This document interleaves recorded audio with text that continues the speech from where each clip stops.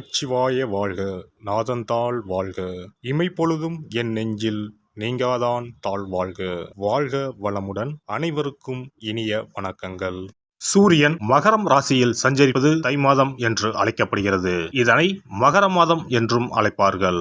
மகர ராசிக்குள் சூரியன் நுழைவதே மகர மாதம் ஆகும். பொதுவாக எந்த ஒரு நல்ல செயலையும் தை மாதத்தில் ஆரம்பிப்பதுதான் வழக்கம். இம்மாதத்தில் தான் சூரியன் தன்னுடைய வடதிசை பயணத்தை தொடங்குகிறார். உத்தராயண காலம் ஆரம்பமாகிறது. அதாவது தேவர்களின் உலகிற்கு தட்சிணாயனம் எனப்படும் 6 மாத இரவு காலம் முடிந்து உத்தராயணம் என்னும் 6 மாத பகல் காலம் ஆரம்பமாகும் என்பதே தை மாதத்தின் பெருமையாகும். தை பிறந்தால் வழி பிறக்கும் என்பார்கள். உத்திராடம் சிறந்த நட்சத்திரம். உத்திராடத்தில் பிள்ளையும் ஊர் எல்லையில் கொள்ளையும் என்பது பழமொழி. அதாவது உத்திராடத்தில் பிள்ளை பிறந்தால் உடனடியாக அவர்களுக்கு அருகிலேயே நிலம், வீடு அல்லது விளைநிலம் வாங்கும் யோகம் உண்டாகும். எனவே உத்திராடத்தின் ராசியான மகரத்தில் சூரியன் நுழைவது வெகு சிறப்பான ஒன்றாகும். தை மாதத்தில் பல்வேறு விரத நாட்கள் வருகின்றன. அவை தை வெள்ளி, தை அமாவாசை, தைப்பூசம், ரத சப்தமி, பீஷ்ம அஷ்டமி என பல்வேறு சிறப்பு வாய்ந்த நாட்கள் தை மாதத்தில் வருகின்றன. பல்வேறு சிறப்புகள் கொண்ட இந்த சீர்மிகு தை மாதத்தில் உங்கள் ராசிக்கான பலன்கள் என்ன என்பதனை அறிந்து கொள்வோம். தை மாத கிரக நிலைகளை பார்க்கும்போது சுக்கிர பகவான் விருச்சிகம், தனுசு, மகர ராசியில் பயணம் செய்கிறார். புதன் மற்றும் செவ்வாய் பகவான் தனுசு மற்றும் மகர ராசியில் சஞ்சாரம் செய்கின்றனர். சூரிய பகவான் மகர ராசியில் 29 நாட்கள் சஞ்சாரம் செய்கிறார். கும்ப ராசியில் சனி பகவானும், மேச ராசியில் குருவும், மீன ராசியில் ராகுவும், கன்னி ராசியில் கேது பகவானும் பயணம் செய்கின்றனர். சந்திர பகவான் சதயம் நட்சத்திரம் 4ஆம் பாதம் கும்ப ராசியில் இருப்பதன் மூலம் இந்த சீர்மிகு தை மாதம் ஆரம்பம் ஆகிறது. இந்த கிரக அமைப்பால் உங்கள் வாழ்வில் இப்படியும் நடக்குமா என வாயை பிளக்கும் அளவுக்கு நன்மைகள் நடைபெற உள்ளன. உங்களின் வளர்ச்சியை கண்டு நீங்கள் கடவுளாக பார்க்கும் உறவு ஒன்று உங்களுக்கு எதிரியாக வர வாய்ப்புண்டு. அது யாராக இருந்தாலும் எவராக இருந்தாலும் உங்களிடம் இருந்து சற்று தள்ளி இருப்பதே உத்தமம். மகர ராசி அன்பர்களே, இந்த மாதத்தில்தான் நீங்கள் அனுபவித்து வந்த அத்தனை வித சங்கடத்தில் இருந்தும் மீளப்போகிறீர் என்று ராசிக்கு 3ஆம் இடத்தில் அமர்ந்திருக்கிற ராகுவும், லாபாதிபதியுமான செவ்வாயும், ஜென்ம சனி விலகி 2ஆம் இடத்தில் அமர்ந்திருக்கிற ராசிநாதனான சனி பகவானும் சொல்கிறார்கள். மாதம் முழுவதும் 4ஆம் இடத்தில் அமர்ந்துள்ள குரு பகவான் இம்மாத ஞாயிறு மற்றும் வியாழன், வெள்ளிக்கிழமைகளில் திடீர் பணம் காசு உயர்வுகளையும் மறைமுக தன லாப வரவுகளையும் ஏற்படுத்த போகிறார். எந்த புதிய கடுமையான விஷயங்களில் இறங்கினாலும் முழு சாதகமும் லாபமும் ஏற்படும். குடும்ப நிலைமை உயர்வுடன் நகரப்போகிறது. செலவுகள் கட்டுக்குள் வரும். சேமிப்பு உயரும். அன்றாட புதிய வருமானம் அதிகரிக்கும். உறவுகளுடனும் வாழ்க்கை துணையுடனும் ஒற்றுமை குறைவு, பிரச்சனைகள் நீடித்தாலும் தீர்வு உண்டாகும். வாரிசுகளால் பெருமிதம் படும்படியான சம்பவங்களை 9இல் அமர்ந்திருக்கிற கேது கிரகம் உண்டாக்குவார். ஆரோக்கியம் நல்லபடியாகவே நீடிக்கும். 3வது வாரம் முழுவதும் இல்லத்திற்குள் சுபிட்சம் ஏற்பட்டு லட்சுமி கடாட்சம் நிரம்பி வழியும்.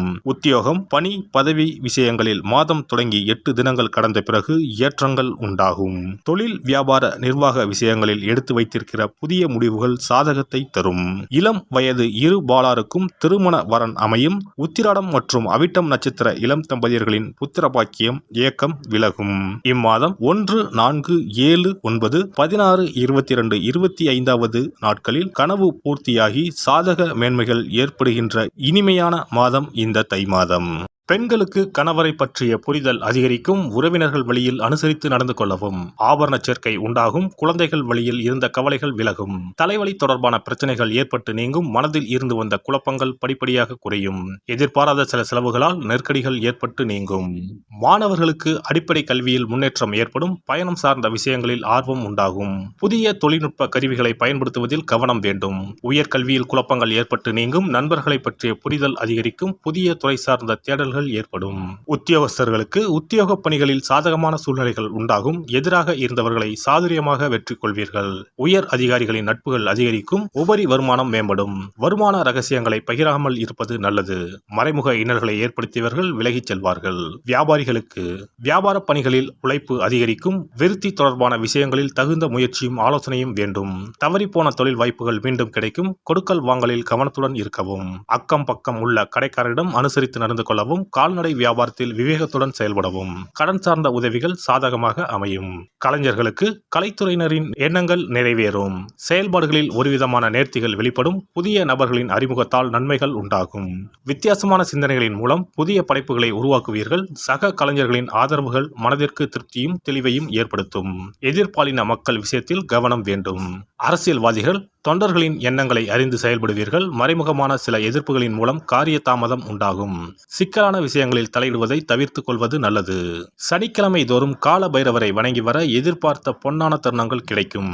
இனி தை மாதத்தில் கடைபிடிக்க வேண்டிய முக்கியமான விரதங்கள் என்னென்ன என்பதனை காண்போம். தை மாதத்தில் தைப்பூசம், தை அமாவாசை, ரத சப்தமி போன்ற விழாக்களையும், பைரவ வழிபாடு, வீரபத்திரர் வழிபாடு, தை வெள்ளி வழிபாடு போன்ற வழிபாட்டு முறைகளையும் இம்மாதத்தில் பின்பற்றுகின்றனர். தை கிருத்திகை முருகப்பெருமானுக்கு மிகவும் சிறப்பு வாய்ந்த நாளாகும். கார்த்திகை பெண்களை சிறப்பிக்கும் வண்ணம் கிருத்திகை திருவிழா கொண்டாடப்படுகிறது. ஆண்டுக்கு 3 கார்த்திகை தினங்கள் மிக முக்கியத்துவம் பெறும். அவை தை மாதம் வரும் தை கிருத்திகை, கார்த்திகை மாதம் வரும் பெரிய கிருத்திகை மற்றும் ஆடி மாதத்தில் வரும் ஆடி கிருத்திகை. தை மாதத்தில் வரும் கிருத்திகையில் விரதம் இருந்து முருகப்பெருமானை வணங்கி வழிபாடு செய்தால் நிச்சயம் திருமண தடை நீங்கும். புத்திர பாக்கியம் கிடைக்கும் என்பது ஐதீகம். தை மாதத்தில் வரும் பௌர்ணமியோடு கூடிய பூச நட்சத்திரத்தில் தைப்பூசம் கொண்டாடப்படுகிறது. இந்நாளில் சிவபெருமான் மற்றும் முருக கடவுளுக்கு வழிபாடு நடத்தப்படுகிறது. உமையம்மை வேலவனுக்கு சக்தி வேலை வழங்கிய நாள் தைப்பூசம் என்றும் கருதப்பட்டு வழிபாடு மேற்கொள்ளப்படுகிறது. இந்த தைப்பூச திருவிழா உலகெங்கும் உள்ள தமிழர்களால் சிறப்பாக கொண்டாடப்படுகிறது. தை அமாவாசை. தை அமாவாசை அன்று மக்கள் தங்கள் முன்னோர்களுக்கு தர்ப்பணம் எனப்படும் வழிபாட்டினை மேற்கொள்கின்றனர். ஆறு, குளம், கடல் போன்ற நீர்நிலைகளில் இவ்வழிபாடு மேற்கொள்ளப்படுகிறது. தை மாத அமாவாசையும் ஆடி மாத அமாவாசையையும் மகாலய அமாவாசையையும் முன்னோர்களுக்கான வழிபாட்டிற்கு உகந்தவை என கருதப்படுகின்றன. இவ்வழிபாட்டின் மூலம் தாங்கள் செய்த பாவங்கள் நீங்குவதாகவும் குழந்தை பேறு, குடும்பத்தில் ஒற்றுமை, சுபிட்சம், மகிழ்ச்சி ஆகியவை கிடைப்பதாகவும் கருதப்படுகிறது. ரத சப்தமி. ரத சப்தமி என்பது தை மாதத்தின் வளர்பிறையில் வரும் சப்தமி திதி அன்று கொண்டாடப்படுகிறது. இந்நாளில்தான் சூரியன் தனது வட அரைக்கோள பயணத்தை தொடங்குகிறார். இந்நாளில் விரதம் மேற்கொள்வதால் ஆரோக்கியம், நோய் இல்லாமை, செல்வம், புத்திரப்பேறு, நீண்ட ஆயுள், பகைவர்களை வெல்லும் சக்தி, வெற்றி, நிலம், தானியம், புண்ணியம் ஆகியவை கிடைக்கும். மேலும் மனக்கவலை, வியாதி ஆகியவற்றை நீக்கும். வழியில்லாமல் தவிக்கும் போது வழிகாட்டும் இந்த ரத சப்தமி. பைரவ வழிபாடு. தை மாதத்தில் வரும் முதல் செவ்வாய்க்கிழமையில் இவ்விரதம் கடைபிடிக்கப்படுகிறது. தாமரை பூ மாலை, வில்வ மாலை, தும்பை பூ மாலை, சந்தன மாலை ஆகியவை பைரவருக்கு உகந்ததாக கூறப்படுகிறது. வாசனை பூக்களில் மல்லிகை பூவை தவிர்த்து மற்ற அனைத்து பூக்களும் பைரவருக்கு சமர்ப்பிக்கப்படுகின்றன. சனித்தோஷம் முழுமையாக அகல கால பைரவருக்கு விரதம் இருப்பது விசேஷம். வீரபத்ர வழிபாடு. வீரபத்ர வழிபாடு என்பது செவ்வாய் தோறும் ஓராண்டு காலம் கடைபிடிக்கப்படுகிறது. ஓராண்டு வழிபட முடியாதவர்கள் தை மாத செவ்வாய்க்கிழமையில் மட்டுமாவது இந்த வழிபாட்டினை கடைபிடிக்கலாம். இவ்வழிபாட்டை மேற்கொள்வதால் நீங்காத தடையும் நீங்கும், தீராத பகையும் தீரும். நவ கிரக பாதிப்புகளில் இருந்து நம்மை காக்கும். தை வெள்ளி வழிபாடு. உத்தராயண காலத்தின் ஆரம்ப மாதமான தையில் வரும் வெள்ளிக்கிழமையில் அம்மன் வழிபாடு மேற்கொள்ளப்படுகிறது.